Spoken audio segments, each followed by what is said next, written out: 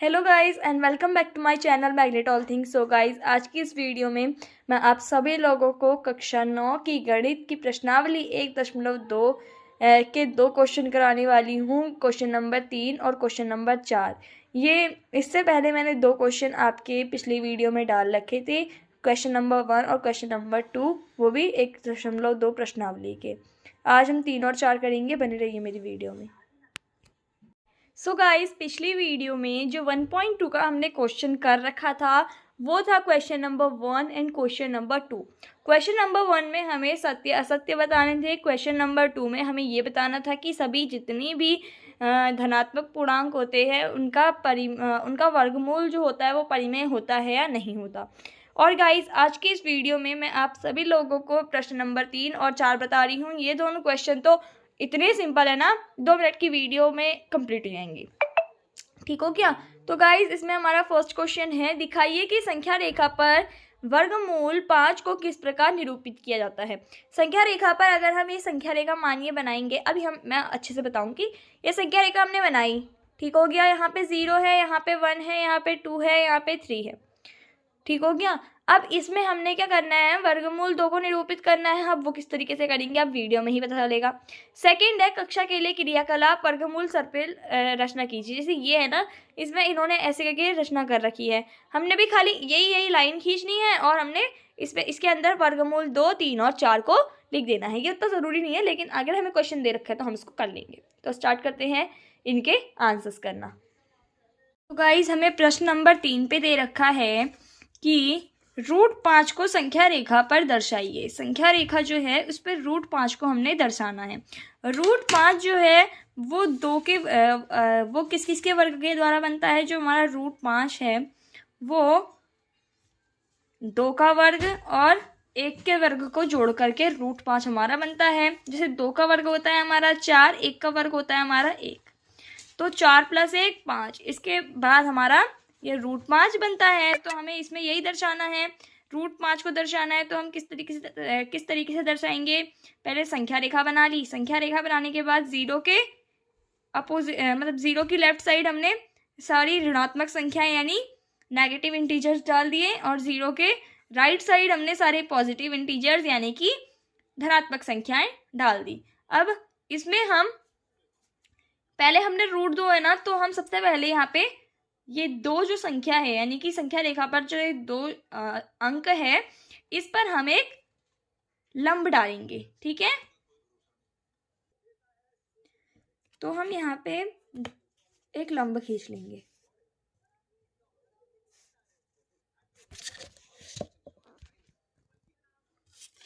तो अब हम यहाँ पे एक लंब खींच लेंगे।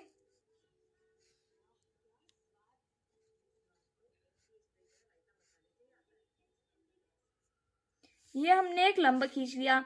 ये 0 मतलब यहाँ पे जो 0 है इसको हम मान देंगे A का, इसको हम मान देंगे B का। अब देख लेते हैं, यहाँ पर 1 से यहाँ पे 0 में 1 से 2 के बराबर का यहाँ पे चाप काट देंगे।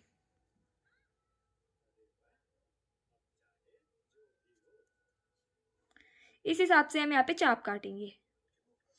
यहाँ पे ये हमने चाप काटा। अब जहाँ पे ये चाप काटा उसको और इसको एक दूसरे से मिला लेंगे।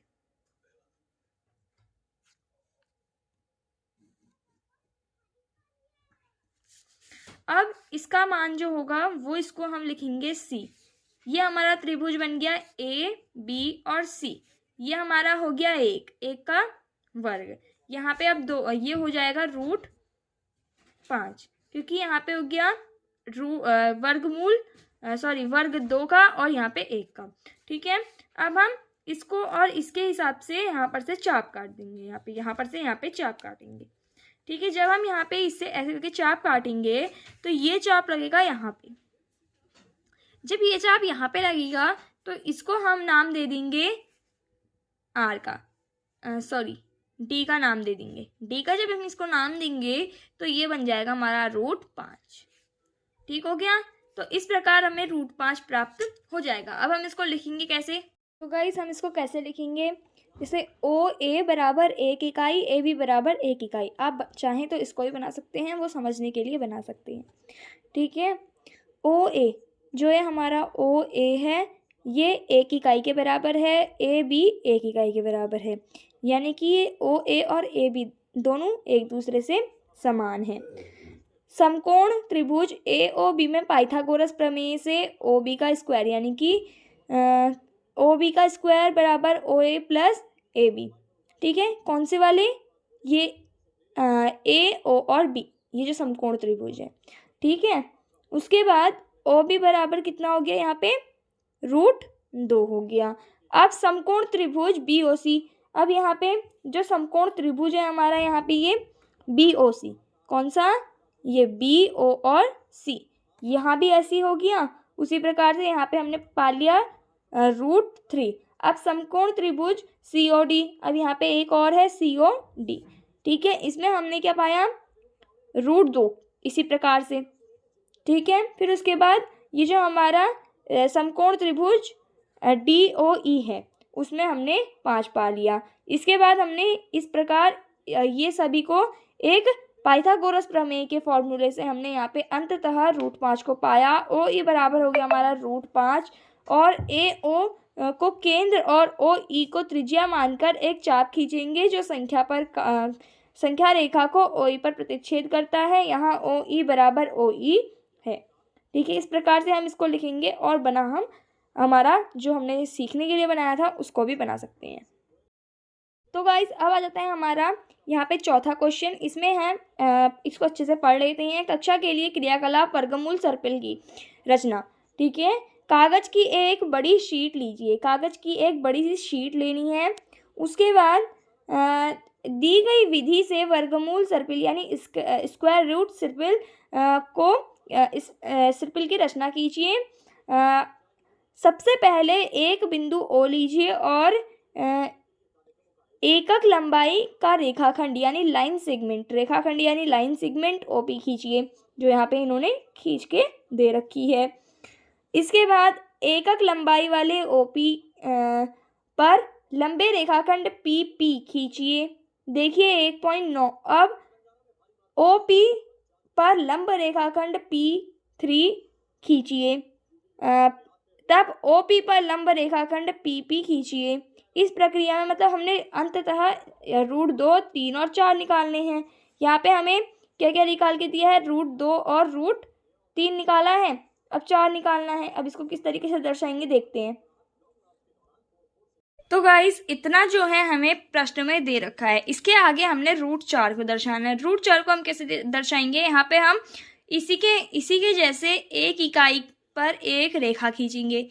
जब हम ये एक रेखा खींच लेंगे तो यहाँ पे हम एक चाप काटेंगे और जहाँ पर ये चाप कटेगा वहाँ से नीचे वाले बिंदु पर इसको मिला देंगे। इसके बाद ये बन जाएगा हमारा √4। फिर उसके बाद इसी प्रकार से एक इकाई और खींचेंगे, यहाँ पे चाप काटेंगे और फिर से इस बिंदु पर मिला देंगे। इस प्रकार ये बन जाएगा √5 और इसी को हम आगे बढ़ाएंगे। एक इकाई खींचेंगे, चाप काटेंगे, इस तरीके से बनाएंगे। फिर एक इकाई खींचेंगे, फिर चाप काटेंगे, इस तरीके से बनाएंगे। फिर एक इकाई खींची, चाप काटा, फिर बिंदु से मिलाया। इस प्रकार जो हमारा वर्गमूल सर्पिल है वो बनकर तैयार हो जाएगा। चाप काटा, ये मिला दिया, √5 है, ये √6 है, ये √7 हो गया, ये √8 हो गया, ये √9 हो गया, ये √10 हो गया। ये 10 रूट के बराबर बन गया। ये हो गया हमारा वर्गमूल सर्पिल। ये जो हमारा क्वेश्चन था ये हमने सॉल्व कर लिया। इसमें हमने √4 को दर्शाना था, हमने इतनी सारी चीज़ें इसमें दर्शा दी हैं और मैंने आपको बता दिया कि वर्गमूल सर्पिल में एक एक इकाई करके खींचने पड़ते हैं। पहले एक इकाई खींची, फिर चाप काटा, फिर दूसरी इकाई खींची, फिर एक इकाई और खींची वापस से, फिर चाप काटा। इस प्रकार से वर्गमूल सर्पिल हमारा पूरा का पूरा बन जाता है। सो गाइज आज की इस वीडियो में मैंने आप सभी लोगों को प्रश्नावली 1.2 जो कक्षा 9 की गणित की है उसका प्रश्न नंबर 3 और 4 कराया, जिसके बाद ये एक्सरसाइज जो है आपकी कंप्लीट होती है। नेक्स्ट वीडियो में मैं आप सभी लोगों को प्रश्नावली 1.3 स्टार्टिंग से करवाऊंगी और उसका फर्स्ट क्वेश्चन मैं अगली वीडियो में आपको बताऊंगी। ठीक है, तब तक के लिए बाय बाय और मेरे चैनल को लाइक सब्सक्राइब करना मत भूलिएगा और वीडियो को शेयर ज़रूर कीजिएगा।